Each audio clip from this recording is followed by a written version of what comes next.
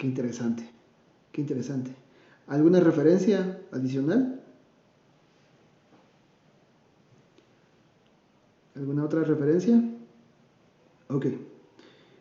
Por ejemplo, ustedes no sé si lograron ahí encontrar algo dentro de la información investigada, algo acerca de Aristóteles. ¿No encontraron algo relacionado con Aristóteles?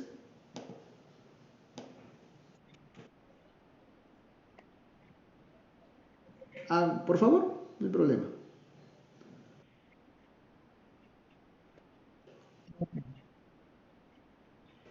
Ah, bueno, básicamente quizá no era de que nos enfocáramos tanto en él, sino que de alguna manera él tuvo o realizó algún aporte a dicha situación. No sé si ya encontró ahí su escrito. Sara, disculpe la molestia.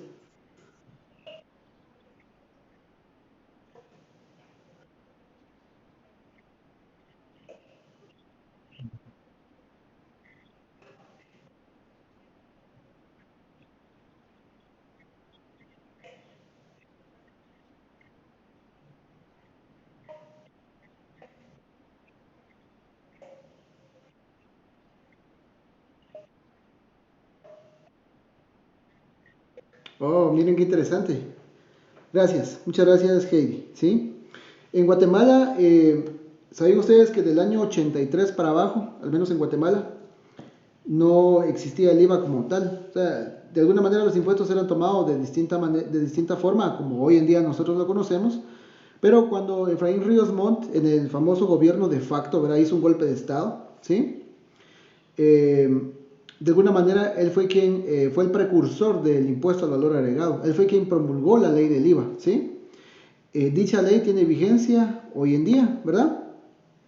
Es algo injusta y al mismo tiempo justa, justa porque de alguna manera todo el mundo paga impuestos, injusta porque las partes pobres, ¿verdad? Las personas que son de escasos recursos, ¿verdad?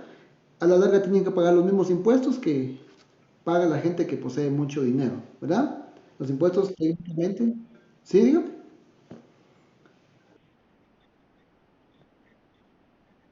Ah, ok, ok, ok. Está bien, sigamos, pues. Va, entonces, interesante aportación la de Aristóteles, porque él básicamente implementó parte de la filosofía que hoy nosotros utilizamos, ¿verdad? Eh, bueno, básicamente promover el comercio, pero también de la misma manera dentro del mismo, de alguna manera meter meticulosamente, ¿verdad? Por así decirlo, ¿verdad? Los impuestos dentro de las compras que la misma gente realiza, ¿verdad? Podemos incluso hablar de otra serie de actividades y de qué formas también se podía tributar. Bueno, es parte de lo que entonces, de la aportación de Aristóteles en esa época, pero no me voy a ahondar mucho en ese tema, ¿sí? Entonces vamos a colocar ahora, o creo que en la clase anterior habíamos colocado hacienda pública en la edad antigua. Escribamos, según la historia, coma,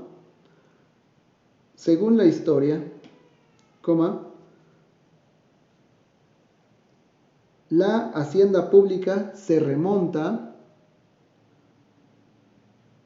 gracias por la información Sara, la hacienda pública se remonta en las repúblicas de Egipto, coma, Roma y Grecia.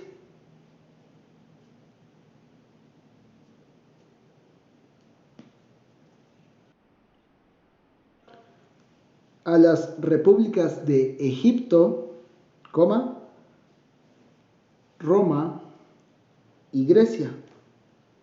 Punto y aparte. Entonces vamos a escribir tres breves resúmenes de la hacienda pública en estos tres países. Acá están mencionados porque tienen tres características especiales de las cuales ahorita vamos a estudiar.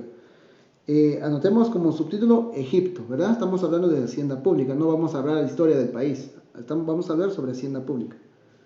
Egipto, dos puntos y seguido. Los egipcios crearon un orden. Los egipcios crearon un orden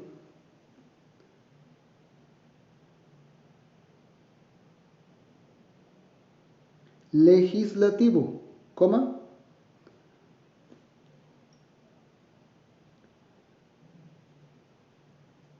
que aseguraba a todos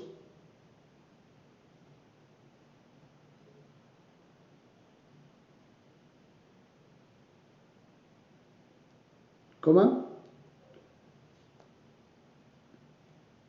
los beneficios del nuevo orden.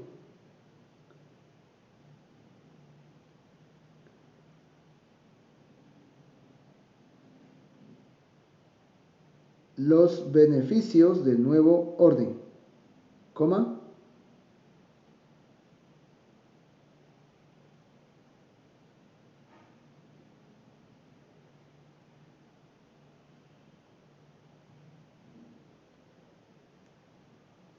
ya no había lugar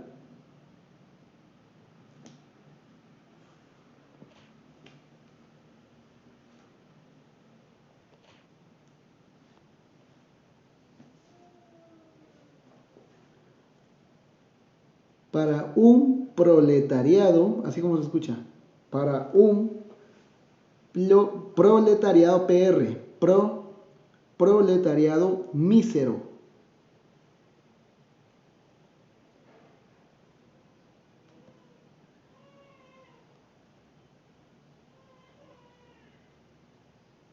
Punto y aparte. El gobierno lo ejercía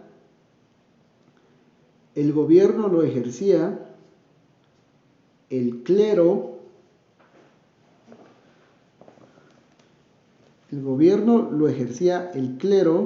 coma,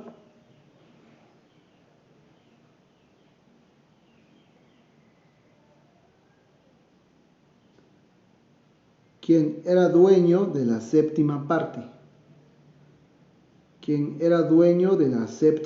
parte.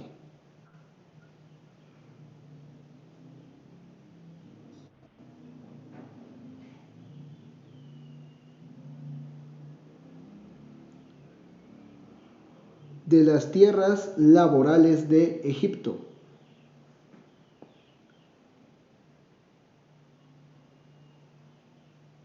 Coma, de las tierras laborales de laborar de Egipto, coma, de 100 esclavos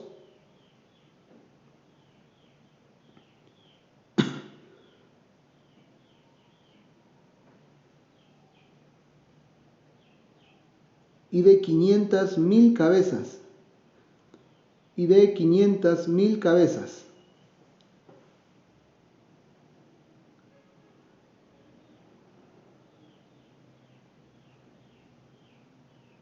De ganado.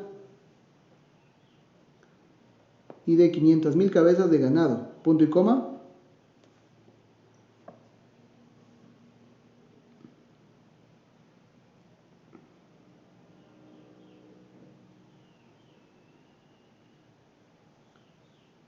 Con la dinastía de reyes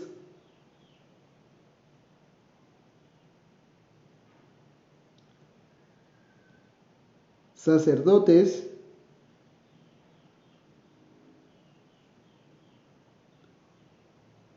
Egipto se encaminó al feudalismo.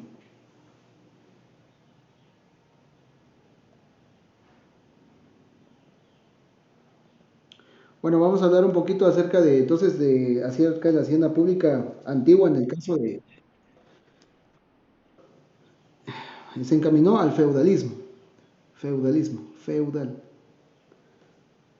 Bueno, como les estaba comentando, entonces, jóvenes, vamos a hablar un poquito acerca de la hacienda pública en la edad antigua. En este caso, Egipto, ¿verdad?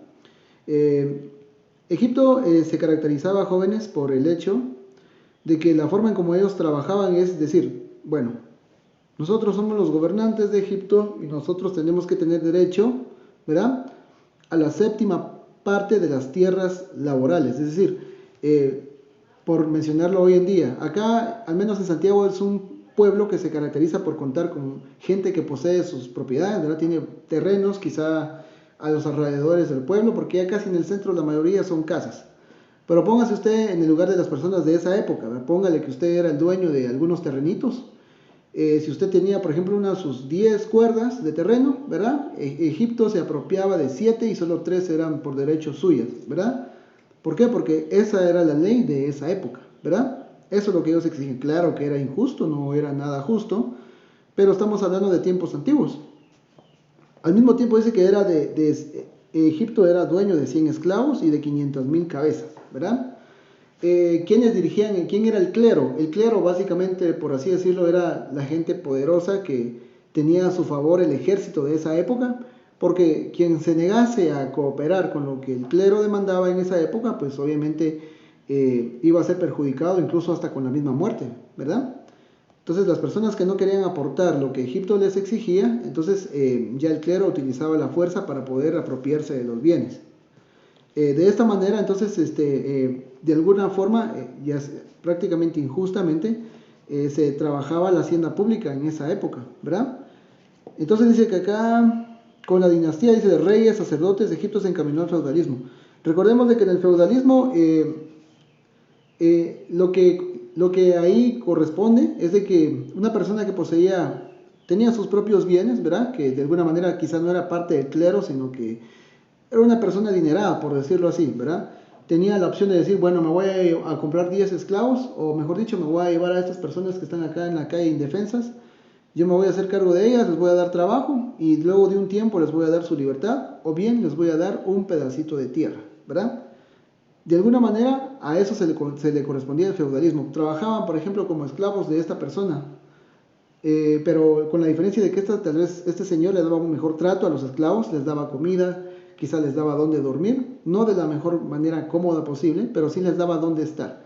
Esto era el feudalismo. Entonces, cuando las personas cumplían su lapso como esclavos con esta persona, venía el señor feudal y les decía, bueno, entonces, en vista de que ya terminó su labor, ustedes van a ser dueños de este pequeño pedazo de tierra, ¿verdad? Entonces, ahí es en donde poco a poco las personas empezaban a independizarse, ¿verdad? Y no a ser parte de la esclavitud de esa época, porque básicamente ahí era la esclavitud la que más imperaba, ¿verdad? Entonces, esto es en cuanto a Egipto. Punto y aparte, Roma. Dos puntos y seguido. Roma.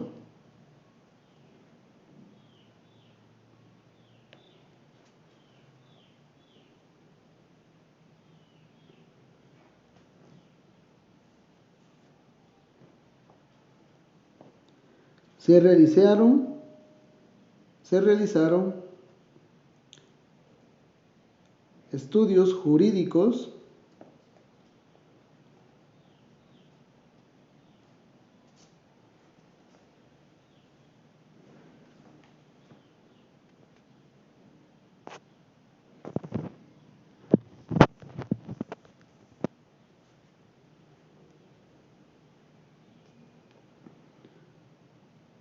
los que contribuyeron con Grecia.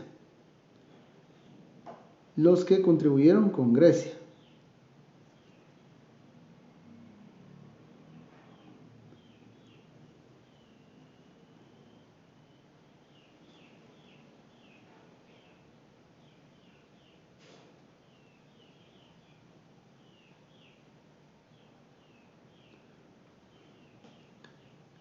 A la iniciación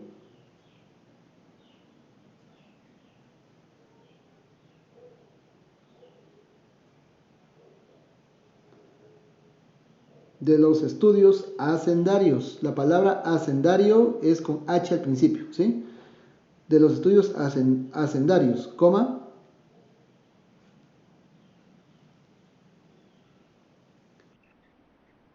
así es, hacendarios, coma, legando a la humanidad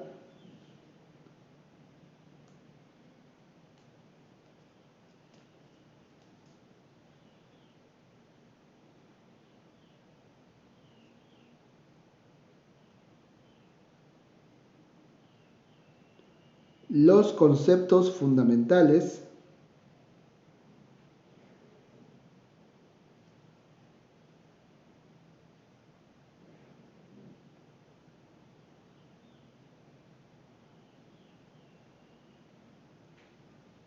de la estructura inicial.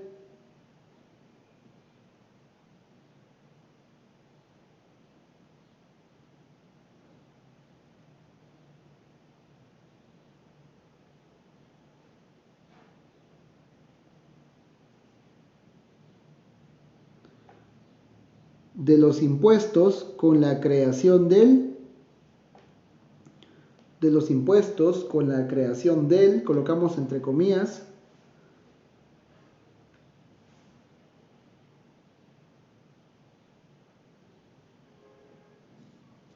centésima verulia, así como se escucha, centésima verulia. Cerramos comillas, coma. La centésima verulia es con V, ¿sí? Ahorita vamos a explicar qué es, coma. Parecido a lo que hoy reconocemos como, parecido a lo que hoy conocemos como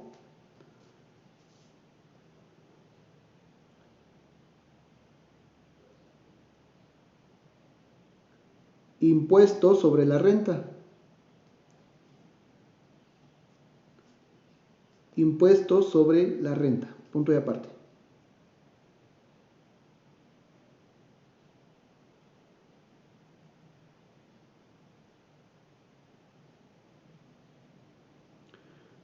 Vamos a colocar Grecia y todo lo que usted investigó, básicamente considero que se resumen con este pequeño párrafo, ¿verdad? Grecia, dos puntos y seguido.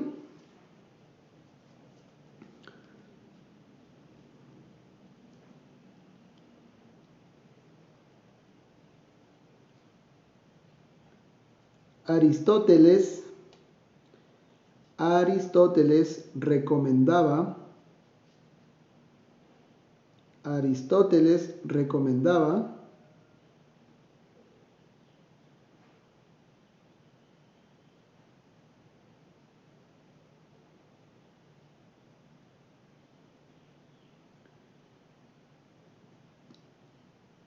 que el Estado necesitaba percibir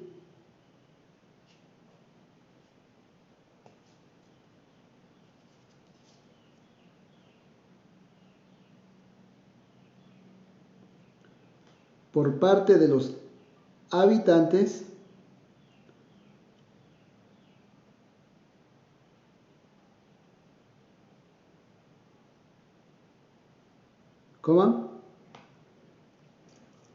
para actuar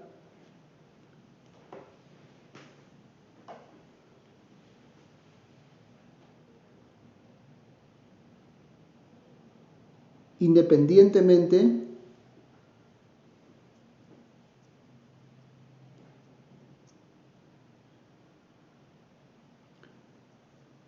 de intervención extranjera.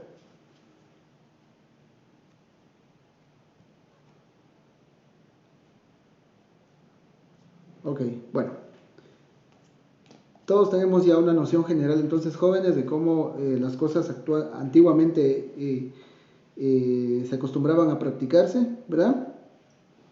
Recordemos de que estamos viendo la hacienda pública en la edad antigua. De hecho, como podrán darse cuenta, en cuanto a la mención de Egipto, no sé si usted ahí puede más o menos visualizar de que incluso la Biblia habla de, por ejemplo, la época del Éxodo, cuando Dios le mandó a Moisés a salvar a su pueblo de la esclavitud, ¿verdad? Nótese usted en ese ejemplo claro, ¿verdad? De que básicamente obligaban a la gente, ¿verdad?, a ir a realizar los trabajos, pero luego de un tiempo, ¿verdad?, se les daba la libertad, ¿verdad? Luego de haber ellos cumplido un cierto periodo de tiempo, ¿verdad? Nosotros conocemos muy bien en la historia de que Dios no toleró que su pueblo siguiese sufriendo, entonces mandó un libertador. Esto ya es historia ya divina, ya es una historia que básicamente nos deja una gran enseñanza, ¿va?, si hablamos de Dios. Pero entendamos pues de que en esa edad, pero en esa época que es prácticamente la época muy antigua, ¿verdad?, al menos del Antiguo Testamento, de esta manera eran como se trabajaban o se tributaban, ¿verdad? Obviamente el beneficio era para el clero, ¿va?, solo para la gente que realmente estaba arriba, casi por encima de todos, como el rey o gobernante de esa época, sus altos mandos, de personas de altos mandos con buenos puestos, como por ejemplo los jefes de los ejércitos de esa época, qué sé yo, los que compartían parte de la política también de esa época, ¿verdad? Ellos son los que de alguna manera aprovechaban el trabajo de la esclavitud de la gente, ¿verdad? Bueno, estudiamos un poco acerca de la Edad Antigua, ahora hablemos un poco acerca de la hacienda pública en la Edad Media, y este sería el siguiente tema, ¿verdad? Antes de continuar, ¿hay alguien que quiera opinar algo, decir algo al respecto? ¿No?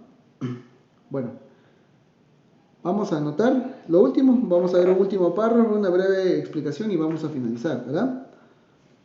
Bueno, escribamos como título, claro, Hacienda Pública en la Edad Media, ¿sí? Ese sería el siguiente título, Hacienda Pública en la Edad Media.